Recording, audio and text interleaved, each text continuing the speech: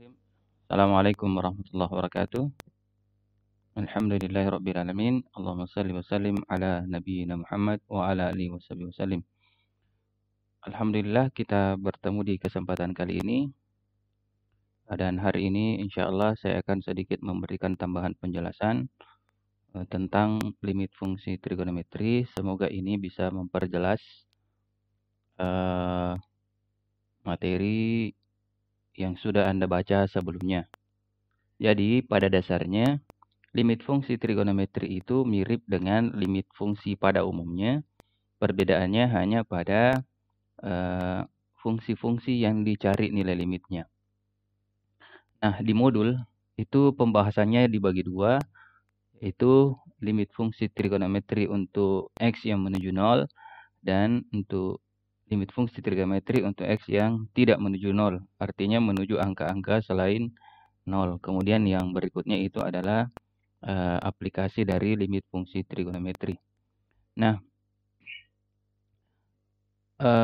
untuk limit fungsi trigonometri yang terkhusus pada nilai X yang menuju 0, itu adalah pondasi untuk penyelesaian limit fungsi trigonometri selanjutnya. Nah, baik, saya akan coba menjelaskan. Sebagaimana biasa, untuk semua jenis limit yang menuju titik tertentu, maka langkah pertama yang harus dilakukan adalah substitusi. Substitusi langsung. Contohnya seperti ini. Limit X menuju 0, sin X ditambah cos 2X dibagi dengan 3 cos X.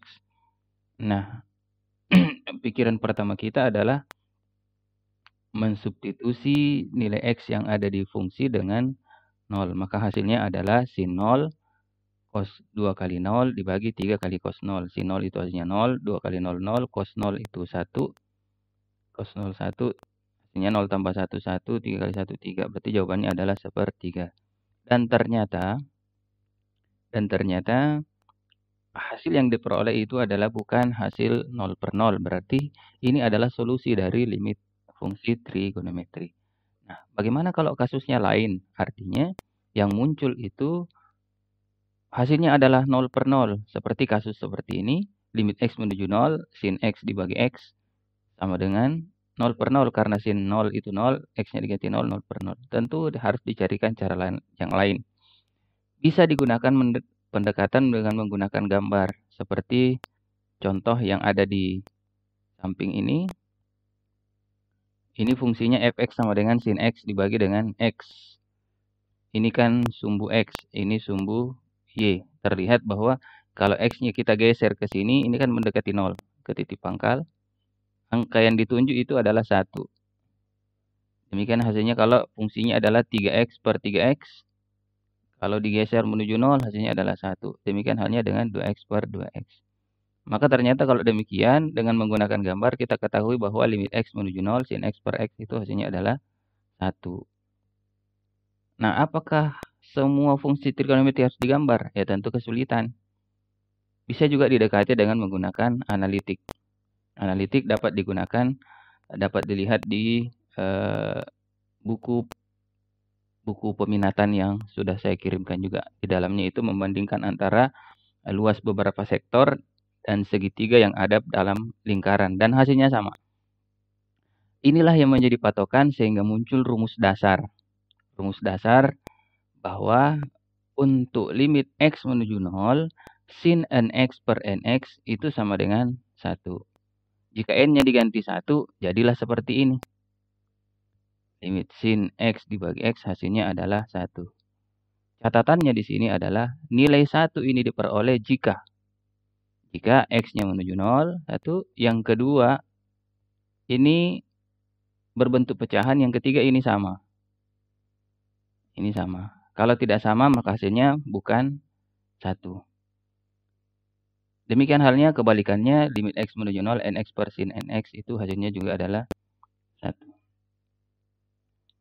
Jika diperluas masing-masing dikali dengan cos, maka muncul rumus baru, limit X menuju 0, tangan nx per nx sama dengan 1. Pembuktiannya juga ini dapat dilihat di buku peminatan yang saya kirimkan. Contoh, limit X menuju 0, sin 3x per 2x. Apakah hasilnya ini 1 Nah, kita lihat dulu, satu, apakah dia menuju nol? Oke. Apakah dia berbentuk pecahan? Oke. Apakah sama? Tidak. Berarti jawabannya bukan satu. Maka yang kita harus lakukan adalah bagaimana caranya sehingga yang muncul di sini adalah sin 3x mendapatkan juga nilai yang sama di bawah. Berarti harus muncul juga 3x. Maka jalannya adalah semua dikali dengan 3x per 3x. Nah, kemudian ini ditukar. Ini sudah muncul limit x menuju 0, sin 3x per 3x. Ini yang hasilnya 1. Ini x-nya yang tersisa 3x, 2x, x-nya habis, hasilnya adalah 3 per 2. Jadi ternyata kalau dia berbeda, limit x menuju 0, sin 3x per 2x hasilnya adalah 3 per 2. Inilah yang kemudian secara umum dituliskan dalam rumus berikut.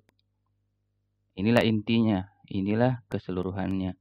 Jika x menuju 0, sin x per x, atau kebalikannya x per sin x hasilnya adalah 1. Jika x menuju 0, tangan x per x sama dengan limit x menuju 0, x per tangan x, itu juga hasilnya 1. Kalau diperluas, kalau koefisien x-nya tidak sama, m per n, maka hasilnya adalah m per n. Seperti contohnya tadi, sin 3x per 2x hasilnya 3 per 2. Ini berlaku untuk kebalikan. Dan seterusnya ke bawah.